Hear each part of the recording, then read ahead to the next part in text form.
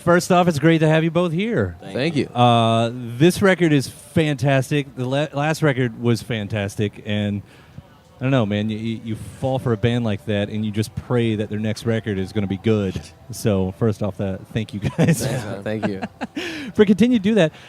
This record, the first thing I noticed about it too is it sounds really fun, and I know that's kind of part of the thing. You want to have fun and everything, but there's other stuff going on in it, and I guess that's a trick, like there's poignant stuff. It's not all fun and games when you're doing that. When you're writing, I mean, do you try to get that balance? And when you're coming up with something that is, I don't know, poignant, world related or something, is that just for you, or are you hoping eventually that does connect in the bigger way? No, I guess. I mean, like, if we put it in, we want people to listen to it and think about it. But, if it's just something we think is cool or it's like a good little point to make, I mean, yeah, it's just like But it's not like, what do people want to hear a song about? Yeah. Like you don't go into, like, trying to... No. It's not like, what would our fans want to hear a song about? Yeah. Yeah, we're not trying to write songs to, like, make political statements, but if it just so happens to find its way into a song, and if it sounds good... Yeah, it's not like what needs to be said in the world, or else that'd be boring, because everybody knows. I mean, a lot of bands, that's the natural thing, You write about what's around you, and that's what's coming out. And I know you're sort of in the same situation as some of those bands, because some of those songs, I guess a lot of these songs were written before Trump presidency or anything like that. And true. And all songs, before. and I know songs can change meanings through the years, but it also sort of changes how that song is represented, I guess. I mean, have you guys had it? Like, Just Vacation cool is with a us. good, I think Vacation is a good example of something like that. Oh, you think so? That's all this guy. Yeah, it wasn't all me. It was actually us equally, me and you. Did a verse or two. But do you find that's the case even with that song, since we're on that specifically? Like, something about that has changed because of everything that's going on? Like, would somebody hear it different or something? Yeah, than you intended. Oh, or does that even bother you?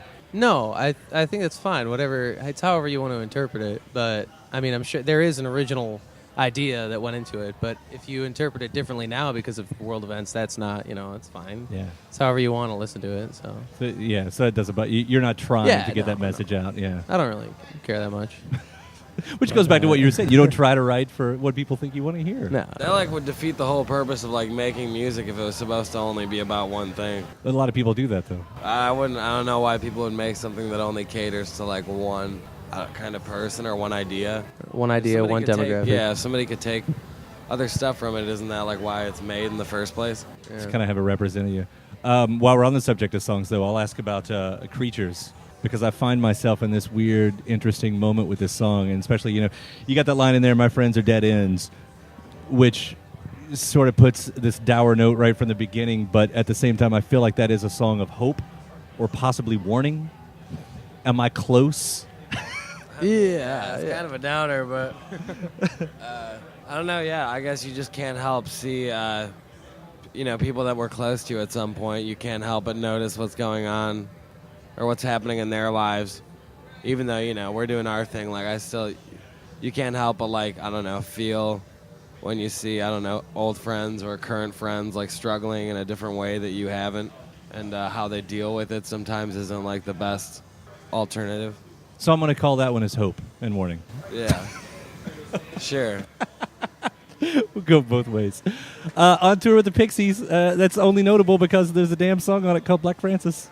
Oh, yeah. Which we won't be playing on that. That's the question. Do you play it, and do you ask them to play it with you? I didn't think about that. Hell no. Hell no. I did not think about that. Skipping that. Yeah. But it's come on, the opportunity. I think you'd do it. It is a very unique opportunity. Yeah. But I don't know. I didn't even think about that.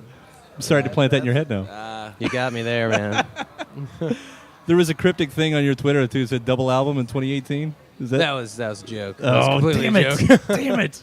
I don't have Twitter. I don't have our Twitter on my phone O'Keefe anymore. tweeted. What was I haven't it? tweeted in a year. Do you know the tweet? I forget what the tweet It just was. said, I don't remember exactly the wording, but it alluded to that. It was something with sports. That's why he did it. I don't know. It was a totally joke. Yeah. So yeah, sorry. No, it's I wish Twitter was illegal. Do you? Is there any reason why? Because it is that open access to, but it takes away the mystique too. And I know that's sort of a thing, or maybe it's just because it gets people elected. I elected. don't really want to know musicians I like or your idols. I don't really want to know. I've had some bad experiences meeting people that like meant a lot to me. Yeah. And It was a little, yeah. plus, like, whose thoughts that are written in 2 sentences are that important 10 minutes later? Yeah, it's a little too micro. Like, it's like putting people under a microscope a little too much. Right. Like, here's your thought from 2 years ago. You're like, Yeah. "What? Why did I ever That's put messed that up. down?" If we ever do this again, I will not do any of my research by plugging in your Twitter account. You shouldn't. Thanks. In about that album, I'll kind of close it out with this because, as I said, you put that on, and it's just this totally fun record.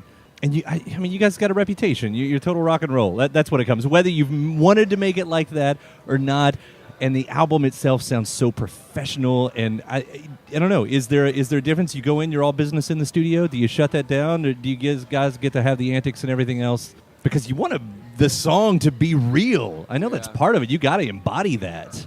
I don't know. I think we're pretty much businessmen in the studio. I'm not like, we don't like drink or anything or when we're recording.